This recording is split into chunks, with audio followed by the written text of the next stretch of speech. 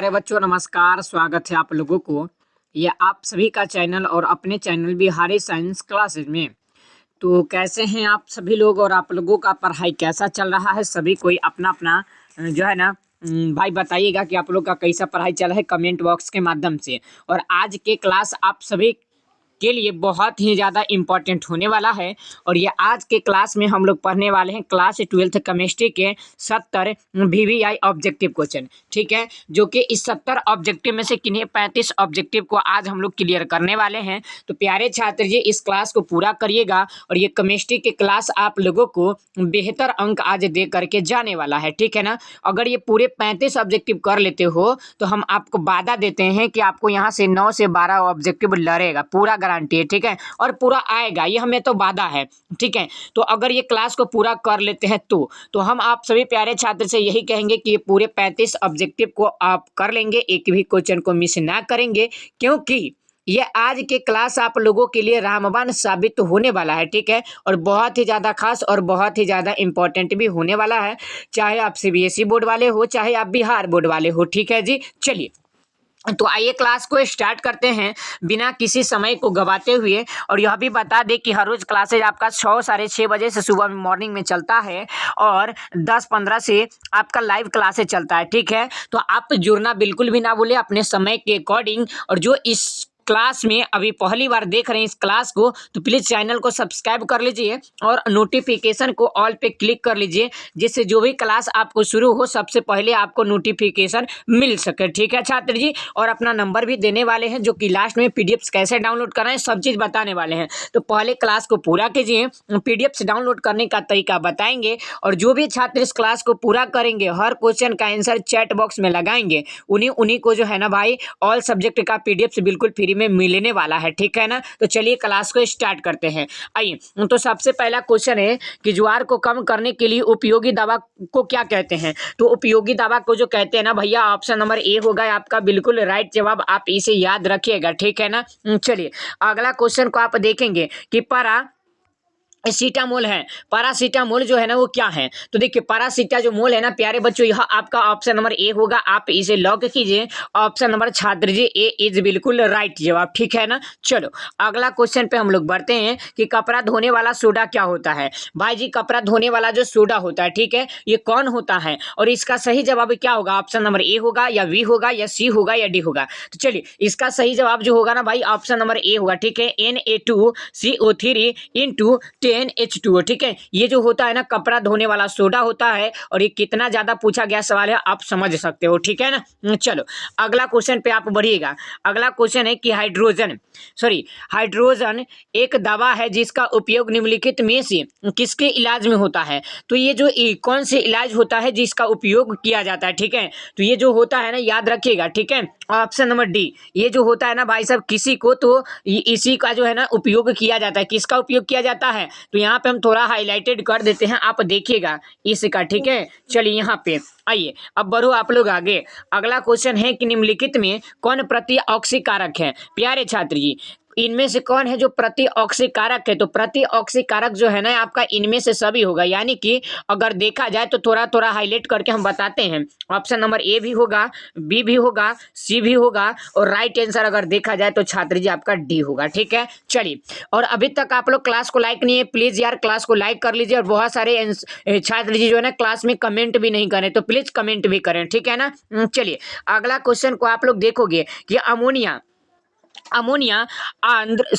अर्ध लाल लिटमस पत्र को किस रंग में बदल देता है, ठीक है। ये अमोनिया जो है ना भाई साहब अर्ध लाल लिटमस को कौन से पत्र में बदल देता है, किस कलर में कर देता है? प्यारे छात्र जी बताइएगा, नीला में, हरा में, काला में या उजला में? तो देखिए ये जो बदल देता है और चेंज कर देता है यह करता है नीला में। और ये कितना बार पूछा गया है आप शायद सोच भी नहीं सकते हो, ठीक है। चलिए अगला क्वेश्चन को देखिएगा कि कार्बोहाइड्रेट किसे और जलांशित नहीं किया जाता है जी, किया जा सकता है, ठीक है। तो ये जो नहीं किया जा सकता है ना ऑप्शन नंबर जे क्लोरीजन, ऑप्शन नंबर बी आपका बिल्कुल राइट है। चलिए अगला क्वेश्चन को देखिएगा कि निम्नलिखित में किस जैव अणु का Mg एक प्रमुख संघटक है जी। तो एक प्रमुख संघटक पूछा है कि इनमें से कौन है जैव अणु जिसका Mg एक प्रमुख संघटक है, तो यह आपका होता है प्यारे छात्र जी ऑप्शन नंबर बी इज बिल्कुल राइट जवाब। चलिए अगला क्वेश्चन है आपका कि दूध से मिलने वाली प्रोटीन का उदाहरण है। प्यारे भाई जी दूध से मिलाने वाली जो प्रोटीन होता है उसका उदाहरण क्या होता है, तो ये जो होता है ना छात्र ऑप्शन नंबर ए जो देख रहे हो ना केसिन, यही आपका होता है। ठीक है, चलो अगला क्वेश्चन अपना अपना आंसर को भी आप लोग लगाइए। आप लोग आंसर नहीं लगा रहे, क्लास को भी लाइक नहीं करें प्लीज, क्लास को लाइक करें, आंसर भी लगाते हुए चलिए। विटामिन सी का मुख्य स्रोत क्या होता है? देखिए विटामिन सी का जो मुख्य स्रोत होता है प्यारे बच्चों ऑप्शन नंबर ए होगा, आपको इसको भूलना बिल्कुल भी नहीं है। ठीक है ना, चलो अगला है कि प्रोटीन की हेलिकल संरचना निम्नलिखित में किसके द्वारा अस्थायित होती है जी? तो ये किसके द्वारा अस्थायित होती है प्यारे बच्चों ऑप्शन नंबर आप लोग लगाओगे और जिनका जिनका आंसर डी आता है आपका बिल्कुल करेक्ट जवाब है। अगला क्वेश्चन है कि व्यूना एस में एस का अर्थ क्या होता है? प्यारे छात्र जी व्यूना एस में एस का अर्थ क्या होता है? तो व्यूना एस में जो एस का जो अर्थ होता है ऑप्शन नंबर डी होगा, आप इसे भूलिएगा नहीं, बहुत ही इंपॉर्टेंट सवाल था। चलो अगला है कि वैकेलाइट जो होता है ना छात्र यह क्या होता है? ठीक है, वैकेलाइट जो होता है आपका यह क्या होता है प्यारे बच्चों ऑप्शन नंबर डी इज बिल्कुल राइट जवाब। आप सीधा आंसर पे फोकस करें। ठीक है, चलिए आपका ध्यान इधर होना चाहिए क्वेश्चन और आंसर पे कि कौन सा क्वेश्चन के क्या आंसर हो रहा है। ठीक है, बल्कि ये नहीं कि ए और बी और सी पे आंसर होना फोकस होना चाहिए, तो ऐसे में आप सीखिएगा कुछ भी नहीं। ठीक है ना, चलो अगला है कि पॉलीथीन एक बहुलक है। पॉलीथीन जो है ना प्यारे छात्र जी एक क्या बहुलक है? तो ये जो है ना ये जो है ना ऑप्शन नंबर बी होगा यानी कि इथीन का। ठीक है, चलो अगला क्वेश्चन है, अगला है कि नायलॉन के निर्माण में प्रयुक्त कच्चा पदार्थ इनमें से क्या होता है? छात्र जी कच्चा पदार्थ पूछा है तो कच्चा पदार्थ जो आपका होता है ना ऑप्शन नंबर ए होगा, आप इसे याद रखिएगा और इसे भूलिएगा बिल्कुल भी नहीं। ठीक है ना प्यारे छात्र जी, बढ़ो आप लोग आगे। अगला है कि CONH2 को कहा जाता है। देखिए CONH2 जो देखे CONH2 देखिए किसी भी जगह पे तो इसको हम लोग क्या कहेंगे? तो इसे जो कहेंगे ना मेरे भाई एमिडो ग्रुप कहेंगे। ठीक है, क्या कहेंगे सर? एमिडो ग्रुप कहेंगे। ठीक है ना, चलो अगला क्वेश्चन को देखेंगे कि बेंजीन का सरल सूत्र क्या होता है?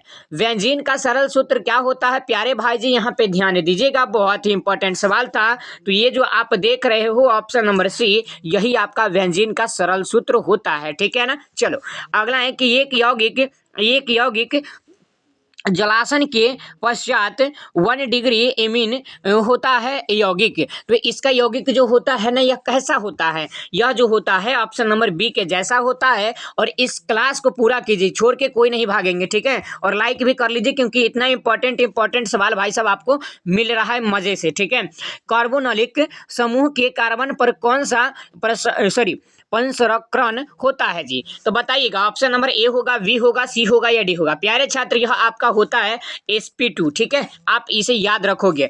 अगला क्वेश्चन है, अगला है कि फॉर्मोलिक हाइड्रोड को NaOH के विलयन के साथ गर्म करने पर प्राप्त होता है। तो जब इसको हम लोग गर्म करते हैं तो क्या प्राप्त होता है? तब इसे जो प्राप्त होता है ना मेथिन एल्कोहल जो देख रहे हो ना यही प्राप्त होता है। आप लोगों को इसे याद रखना है। चलिए अगला क्वेश्चन पे आप लोग बढ़ोगे।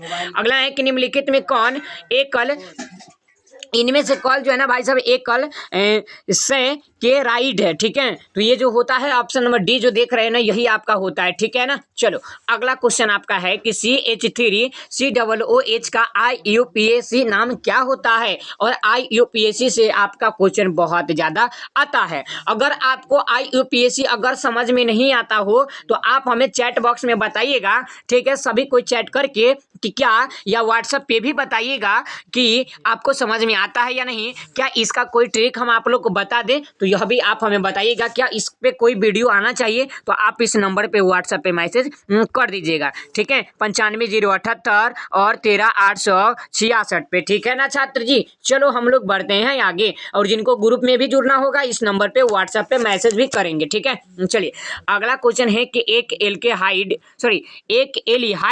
कि ऑक्सीकरण से प्राप्त होता है। ये क्या प्राप्त होता है? तो ये जो प्राप्त होता है ना प्यारे बच्चों, आप लोग याद रखिएगा 23 number question, option number D is right जवाब। एक अम्ल जो होता है ना यही प्राप्त होता है। ठीक है, चलो अगला क्वेश्चन है कि एल्कोहल का सक्रिय क्रियाशील मूलक हैं, तो इनका क्रियाशील मूलक क्या होंगे? इनका क्रियाशील मूलक जो होते हैं ना OH देख रहे हो ना, यही आपका होता है। बहुत सारे छात्र इसको क्या करते हैं, रॉन्ग कर लेते हैं। आप लोग को रॉन्ग नहीं करना है। अगला है कि SN2 क्रिया विधि में निर्माण होता है, यानी कि SN2 कौन से क्रिया विधि में निर्माण होता है? तो छात्र जी आपको याद रखना है ऑप्शन नंबर बी। ठीक है, संक्रमण अवस्था का। ठीक है, चलिए अगला क्वेश्चन देखेंगे कि कार्बन की संयुक्ता है। कार्बन की संयुक्ता कितना होता है? देखिए कार्बन की जो संयुक्ता है ना भाई साहब 4 होता है, आपको याद रखना है, और ये क्वेश्चन भी आपको छपने वाला है। ठीक है ना, चलो अगला है कि